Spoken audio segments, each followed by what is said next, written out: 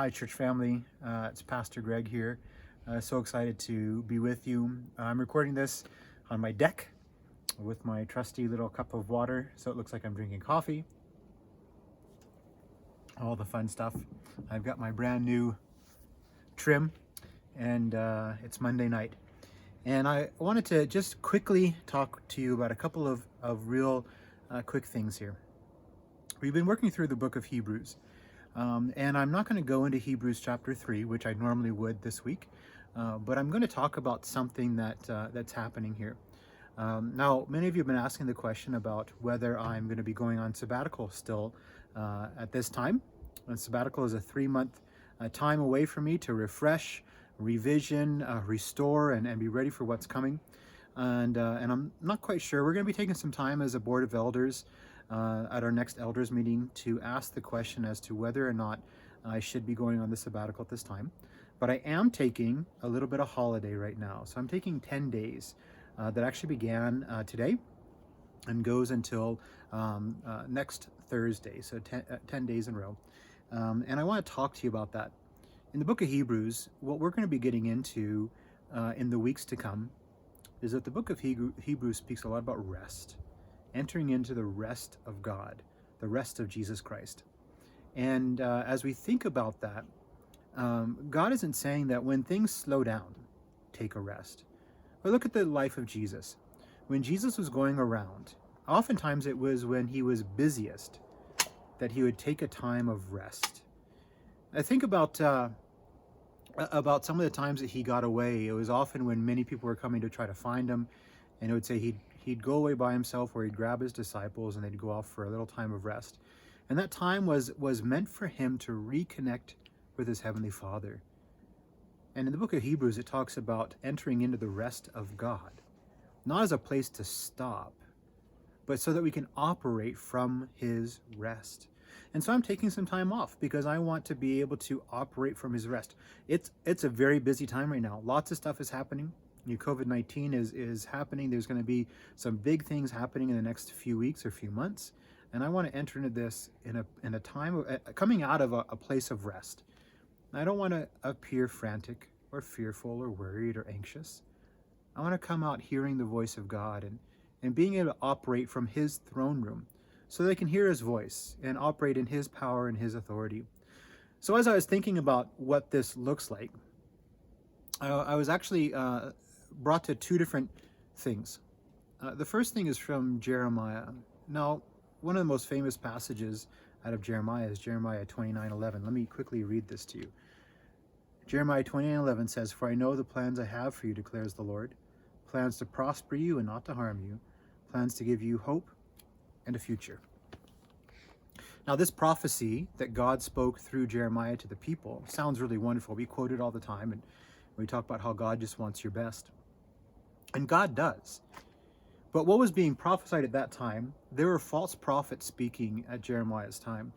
And the false prophets were telling the people, they were being taken into captivity. Jerusalem was being sacked. All of Israel was being enslaved.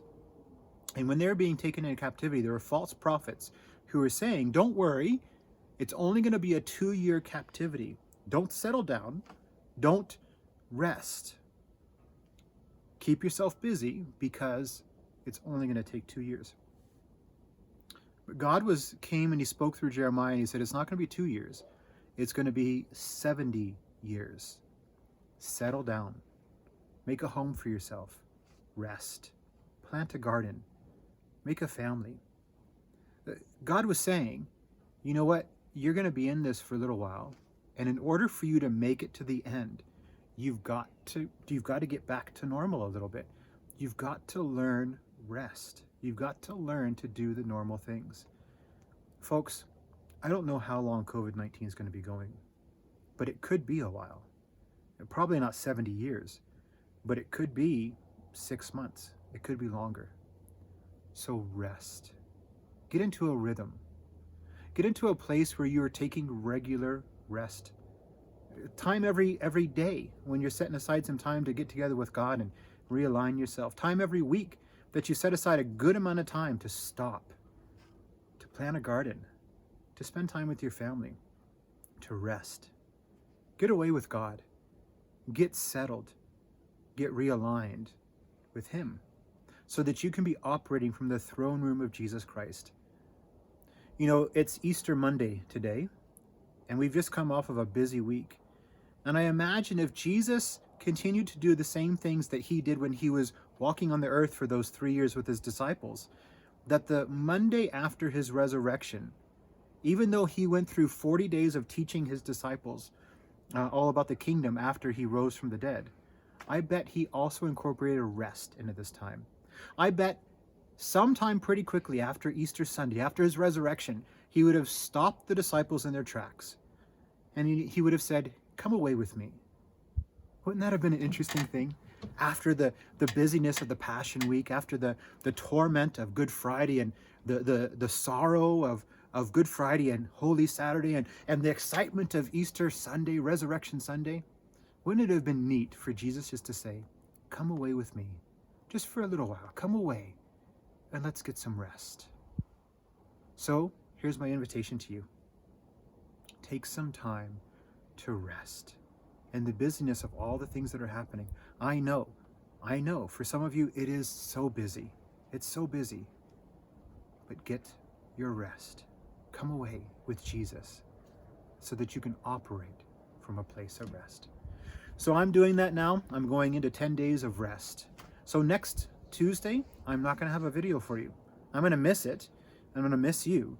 But I'm not going to put one up because I'm going to be in a place of rest. I look forward to 2 weeks from now being able to put a video up and talk about what I heard God speak to me during this time and what He did through me. And I'm excited to hear what your stories are about what it looks like when you step into a place of rest. So I bless you to step into a place of rest with Jesus Christ in the days and the weeks and in the months to come.